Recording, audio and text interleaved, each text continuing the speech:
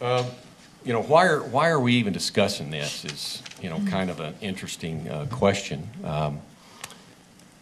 Over 20 years ago, a study was done for eastern New Mexico called an Ability and Willingness to Pay study that was sanctioned by the state and the federal government to identify how much the local communities could afford to pay and would be willing to pay in order to get a $527 million infrastructure project.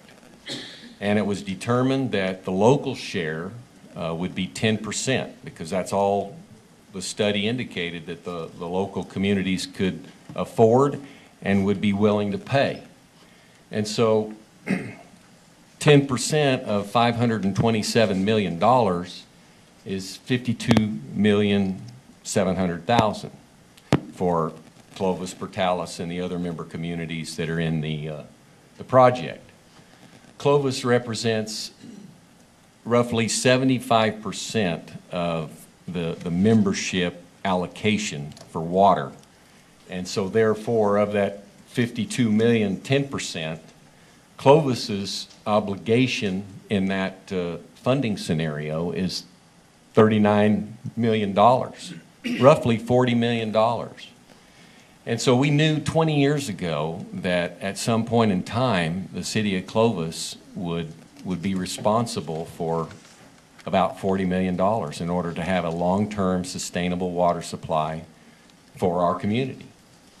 And, you know, we've invested tremendously in that effort over the years as the Eastern New Mexico Water Utility Authority came into existence. Soon after, the federal authorization was in effect. And, you know, a 10% local share is, you know, a 90% grant. For Clovis, paying 75% of the 10% means that Clovis will pay 7.5% of a $527 million project. So in essence, we would be getting a 92.5% grant to build this infrastructure project. And that's what the study said.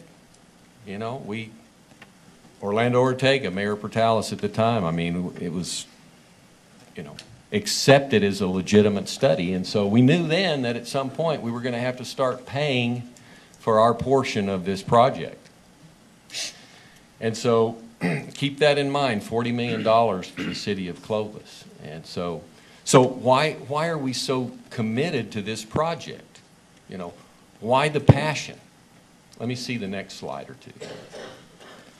This is a slide that was presented in July of 2017 by Dr. Jeffrey Rawlings and Alex J. Reinhardt of New Mexico Tech in conjunction with federal state agencies to analyze, you know, the projected life of our aquifer in this area. And if you look at the yellow and red, and I don't know if you can see where Clovis is right there in the pretty much the center on the right-hand side of the map. And you can see if you look at the scale over there that there's a lot of red and a lot of yellow, which is, you know, 0 to 5 years in the red and 11 to 25 years in the yellow. And if you'll show me the next slide, please. Again, a very disturbing analysis of our groundwater supplies in the future for our community. Yellow being 11 to 25 years of you know, viable agriculture for irrigation. I mean, it's almost gone, you know, as far as irrigation is concerned. So those are the two most recent studies, and we had at least 20 or 30 different maps breaking it down even further, but two is all I included in this presentation. But I have some more maps that are even more stunning than this, and so if you'll go to the next map. This is a map that the data came from the Office of the State Engineer's Office and was put together by the Department of Defense. And this is 1940 when irrigation started in Curry and Roosevelt County. And the blue areas are the areas where the depth of water from the top of the water to the bottom red bed is called the saturated thickness. That's how many feet of water is in the hole. And so you can look, and in 1940, we had a lot of water. If you go to the next slide, 1977, you can tell it's getting lighter. Next slide. This is 1997, 20 years later. The next slide, please. 2006. Next slide. 2015. And the next slide, 5 years from now, 2025. And so if you're me, and you're the mayor of Clovis, and you're looking at this information, are you going to say, well, I'm going to push this on to the next group of leaders in the city of Clovis, or am I going to take the initiative to do something about this that should have been done, 40 years ago? But whoever were the decision makers at that time decided that it was best to just keep pushing that down the road. And it's my strong opinion that we cannot continue to push it down the road. The inevitability is that we're going to have serious water concerns moving forward. This afternoon, I got a phone call from Daniel Bailiff, the vice president of EPCOR, and he wasn't even calling about this meeting. He was calling about the fact that their 10-year permit to globalize their water well permits expires, and they have to get another 10-year permit in order to globalize their water rights. And 10 years ago, they had 10 sites that they put together, and now they only have 5. And he said, part of the problem, with the public being aware of the water situation is that EPCOR's done a great job of delivering water. There haven't been any line breaks. We've had water when we needed it. But if you look at EPCOR's production, they've had to produce twice as many wells as they had 15 years ago to deliver less water than they could deliver with those half number of wells. And so they recognize that there's a serious concern. And so, what are you going to do? Are we going to just wait for the federal government to decide when it's appropriate for us to take action, or are we going to maybe control our own destiny? We've got a $40 million obligation. The theory here is to accelerate the development of the interim groundwater project. And if you can show me the next map, please. The interim groundwater project is the second largest phase of the Ute Water project. It's all the same. It's not a separate project. The first phase of the Ute Water project was building the intake structure for $14 million, and that was done because the Interstate Stream Commission mandated that, because they only wanted one intake facility at the reservoir, and they had multiple users wanting to put in intake structures. So the authority was pretty much forced to do that infrastructure piece first. The second big phase of the Ute Water project is called the interim groundwater project. And it's called that for a reason, because it allows us to connect the population centers that represents 96 to 97% of the population that will be served by the Ute Water project. It connects Cannon to Clovis, and that project is going on right now, and a substantial completion date is just a matter of days away. And it's almost a $30 million project. And so that's really good, because now we have done what that Trinity report that I showed you, all those blue maps, indicated that in order for Cannon to be a sustainable base here in eastern New Mexico, it needed to have sufficient resources, and water was at the top of the list. And so we followed the recommendations of the Trinity report, which was to secure additional groundwater adjacent to Cannon Air Force Base, and to provide a redundant supply to Cannon Air Force Base. And we've done that. We purchased the Wall property north of Cannon. We took it out of production, and consequently, Cannon's wells improved their production and their saturated thickness went up. So that was a win. And we've created a redundant supply line as well, because the line, the blue line that goes from just north of Chavis Manor, housing there north of Cannon across Highway 6084, and then it comes down and goes into Cannon Air Force Base and puts in a lateral line into the storage tanks at Cannon Air Force Base, and then onto the storage tanks that EPCOR has on Martin Luther King. And so that's called Finished Water 2, and that is going to be complete before the end of the year. The next part of the interim groundwater project is the green line. It goes from Cannon Air Force Base to Portales.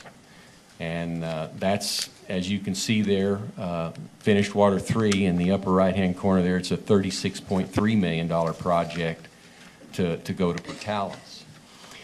The next phase of the interim groundwater project is going north. It's the red line, okay?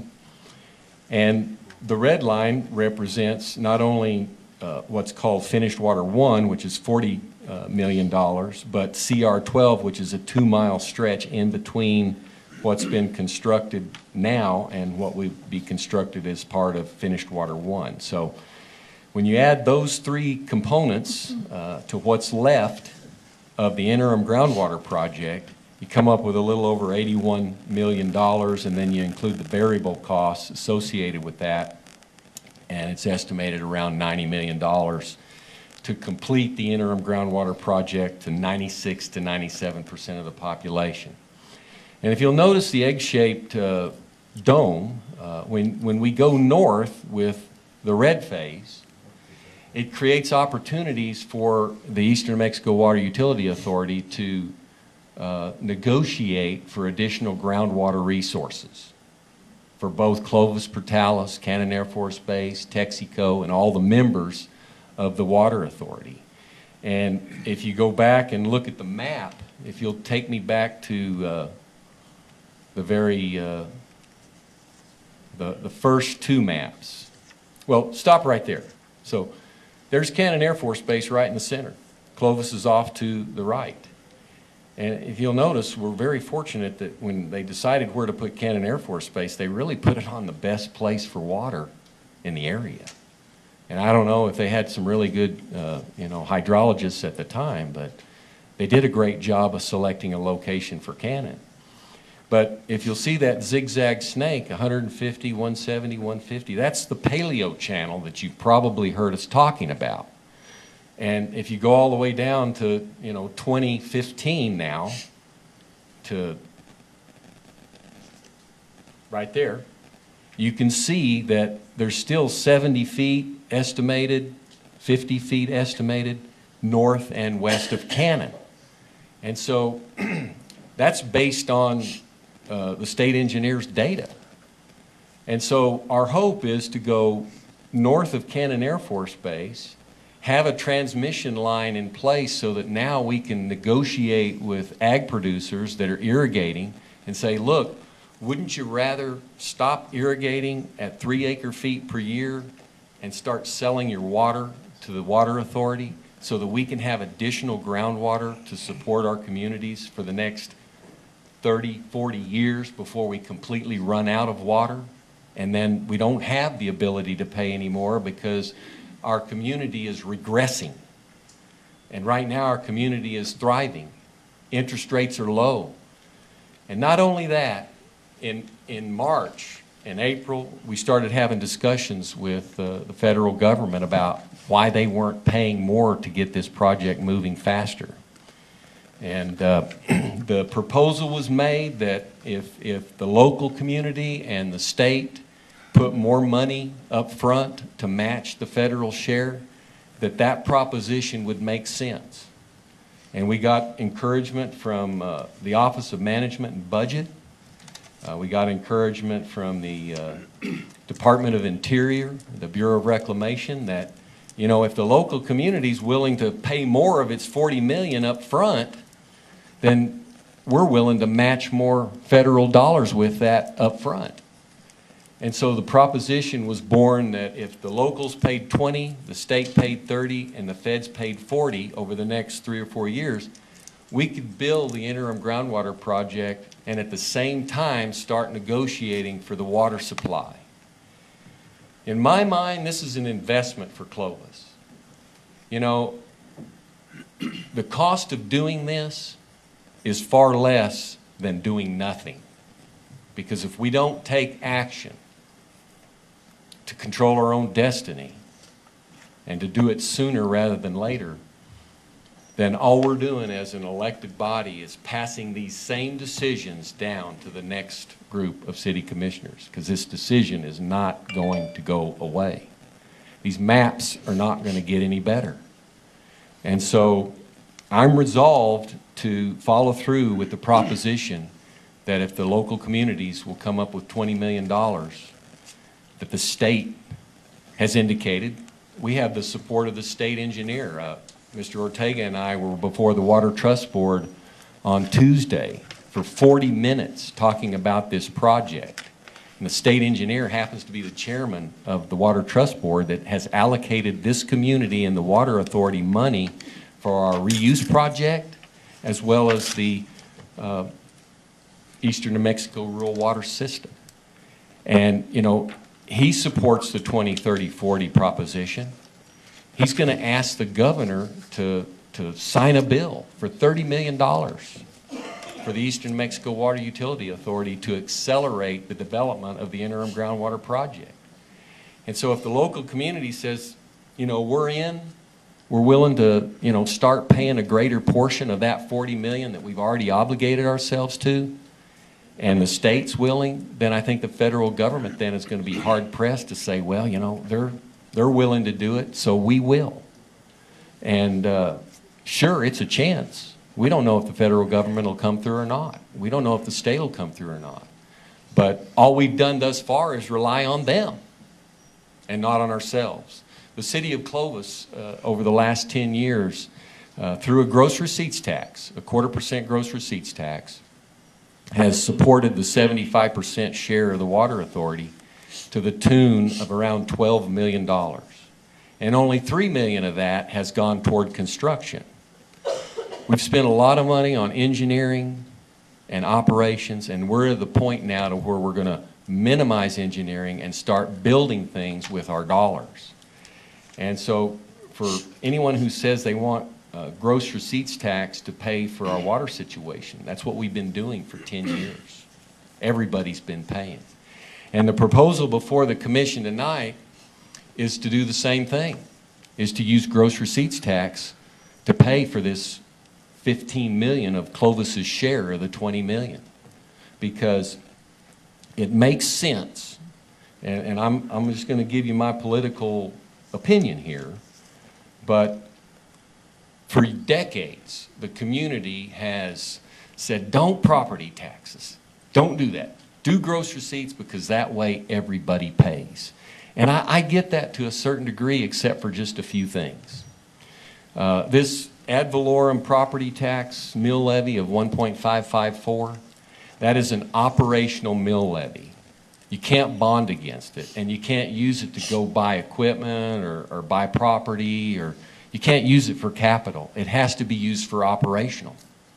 And so this ad valorem mill tax can be used for operational for the city's police and fire.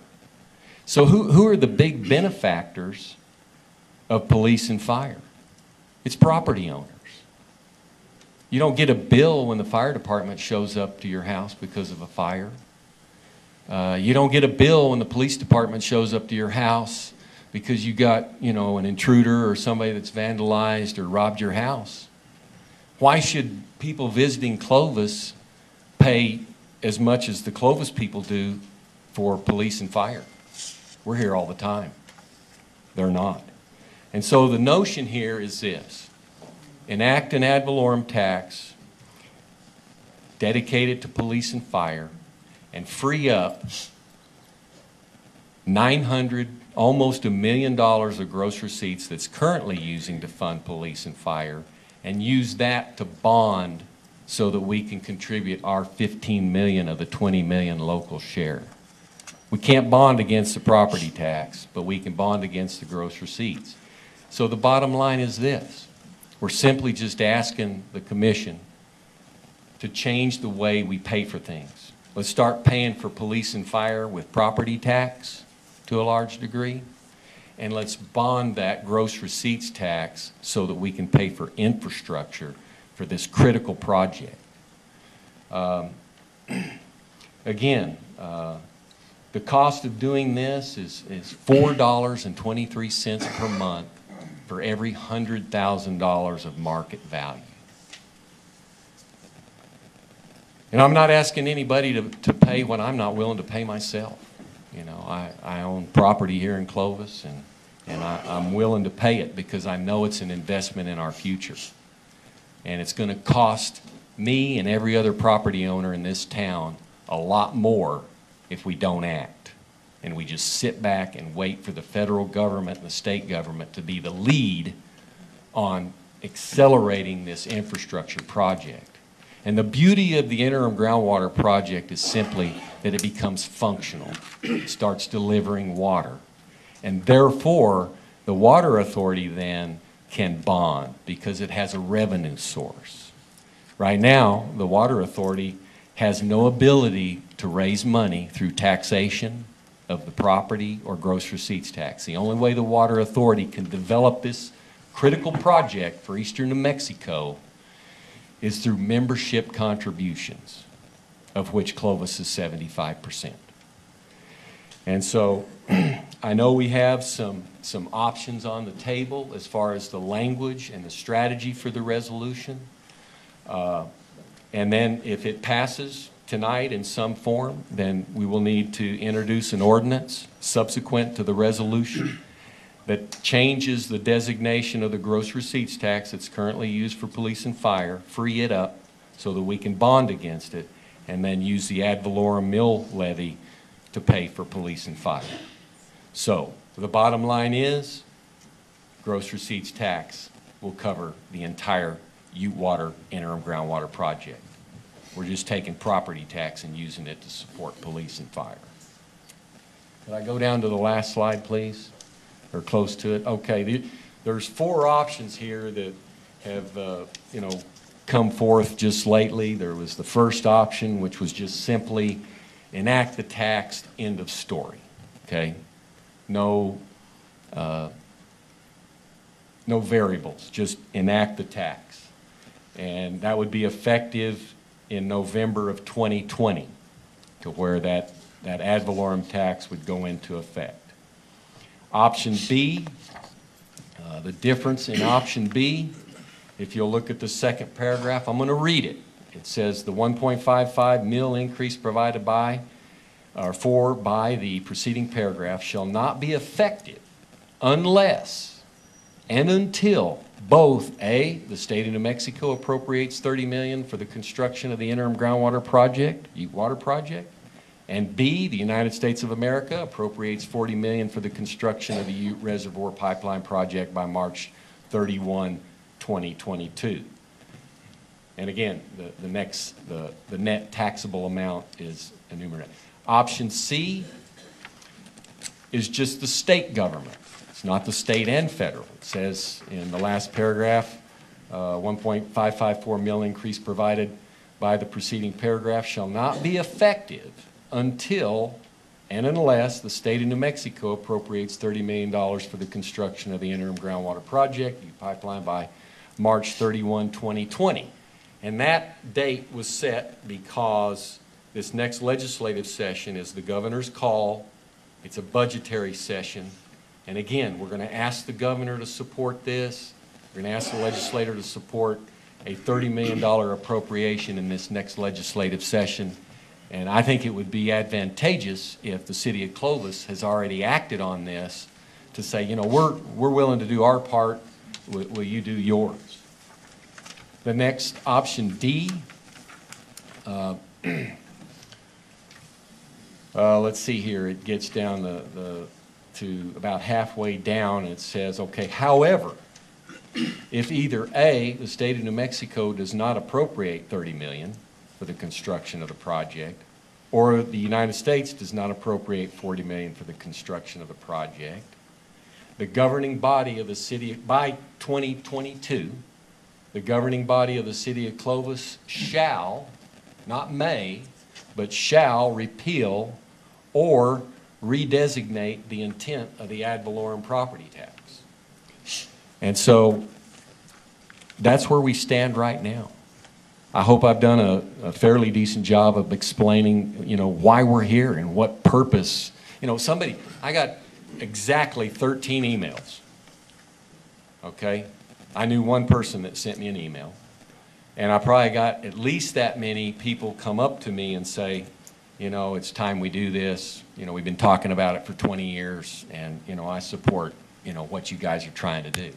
So, I can't gauge necessarily what's right and wrong by how many people come and talk to me or send me emails, but I'm totally convinced that this has to be done. If somebody has a better plan, and we've been saying that for, a couple of years now, as we've done groundwater study after groundwater study. Does anybody have another idea? And, we can rely on EPCOR, but they can't go out and secure water, okay? They can't go and buy water and reserve it and contract to take it out of production unless they put it to beneficial use within, what, a couple of years? So EPCOR can't go out into these ag areas and say, hey, we're going to pay you to shut your wells off so that we can save that water for 10, 15, 20 years from now. They can't do that. The city of Clovis and the Water Authority can do that. And that's why we should do that, because, again, you look at what has happened to this community because of irrigation since 1940. Okay? And people talk about, well, you need to go out and buy water rights. Buying water rights in 1940 was a great deal because you got all the water that's in the hole. But buying water rights now is not a good deal when 85, 90% of the water is gone.